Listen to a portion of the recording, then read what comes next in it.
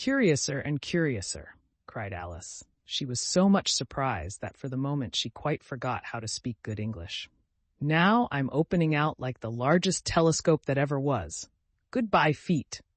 For when she looked down at her feet, they seemed to be almost out of sight. They were getting so far off. Oh, my poor little feet. I wonder who will put on your shoes and stockings for you now, dears? I'm sure I shan't be able. I shall be a great deal too far off to trouble myself about you. You must manage the best way you can, but I must be kind to them, thought Alice, or perhaps they won't walk the way I want to go. Let me see. I'll give them a new pair of boots every Christmas. And she went on planning to herself how she would manage it. They must go by the carrier, she thought, and how funny it'll seem, sending presents to one's own feet. And how odd the directions will look. Alice's right foot Eska, hearthrug near the fender, with Alice's love. Oh dear, what nonsense I'm talking. Just then her head struck against the roof of the hall. In fact, she was now more than 9 feet high, and she at once took up the little golden key and hurried off to the garden door. Poor Alice! It was as much as she could do, lying down on one side, to look through into the garden with one eye, but to get through was more hopeless than ever. She sat down and began to cry again. You ought to be ashamed of yourself, said Alice. A great girl like you, she might well say this, to go on crying in this way. Stop this moment, I tell you. But she went on all the same, shedding gallons of tears until there was a large pool all round her, about 4 inches deep and reaching half down the hall. After a time she heard a little pattering of feet in the distance, and she hastily dried her eyes to see what was coming.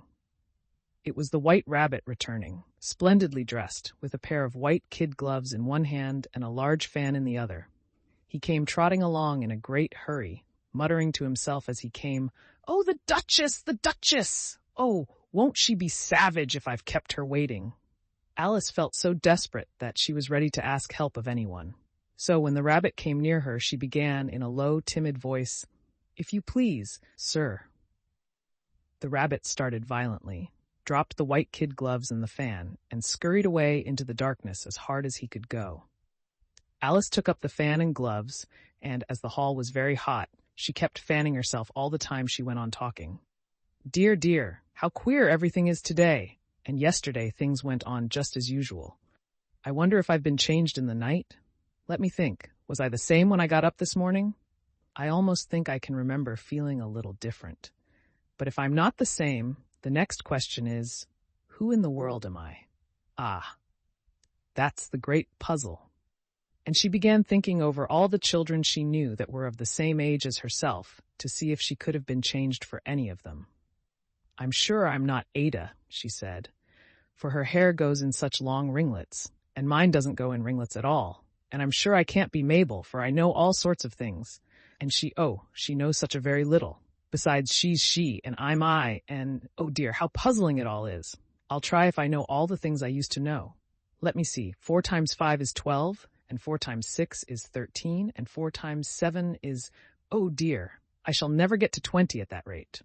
However, the multiplication table doesn't signify. Let's try geography.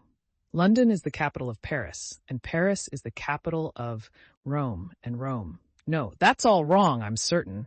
I must have been changed for Mabel. I'll try and say, how doth the little? And she crossed her hands on her lap as if she were saying lessons and began to repeat it, but her voice sounded hoarse and strange, and the words did not come the same as they used to do. How doth the little crocodile improve his shining tail and pour the waters of the Nile on every golden scale? How cheerfully he seems to grin, how neatly spread his claws and welcome little fishes in, with gently smiling jaws. I'm sure those are not the right words, said poor Alice, and her eyes filled with tears again as she went on. I must be Mabel after all, and I shall have to go and live in that poky little house, and have next to no toys to play with, and oh, ever so many lessons to learn. No, I've made up my mind about it. If I'm Mabel, I'll stay down here. It'll be no use their putting their heads down and saying, come up again, dear. I shall only look up and say, who am I then? Tell me that first, and then if I like being that person, I'll come up. If not, I'll stay down here till I'm somebody else. But, oh dear, cried Alice, with a sudden burst of tears, I do wish they would put their heads down. I am so very tired of being all alone here." As she said this, she looked down at her hands and was surprised to see that she had put on one of the rabbit's little white kid gloves while she was talking. "How can I have done that?" she thought. "I must be growing small again." She got up and went to the table to measure herself by it, and found that, as nearly as she could guess, she was now about 2 feet high and was going on shrinking rapidly. She soon found out that the cause of this was the fan she was holding, and she dropped it hastily, just in time to avoid shrinking away altogether. "That was a narrow escape," said Alice, a good deal frightened at the sudden change, but very glad to find herself still in existence. "And now for the garden," and she ran with all speed back to the little door. But alas, the little door was shut again, and the little golden key was lying on the glass table as before. "And things are worse than ever," thought the poor child, "for I never was so small as this before, never, and I declare it's too bad that it is." As she said these words, her foot slipped, and in another moment, splash, she was up to her chin in salt water. Her first idea was that she had somehow fallen into the sea, and in that case, I can go back by railway, she said to herself. Alice had been to the seaside once in her life and had come to the general conclusion that wherever you go to on the English coast, you find a number of bathing machines in the sea, some children digging in the sand with wooden spades, then a row of lodging houses, and behind them a railway station. However, she soon made out that she was in the pool of tears, which she had wept when she was 9 feet high. "I wish I hadn't cried so much," said Alice, as she swam about, trying to find her way out. "I shall be punished for it now, I suppose, by being drowned in my own tears. That will be a queer thing, to be sure. However, everything is queer today." Just then she heard something splashing about in the pool a little way off, and she swam nearer to make out what it was. At first she thought it must be a walrus or hippopotamus, but then she remembered how small she was now, and she soon made out that it was only a mouse that had slipped in like herself. "Would it be of any use now," thought Alice, "to speak to this mouse? Everything is so out of the way down here that I should think very likely it can talk. At any rate, there's no harm in trying."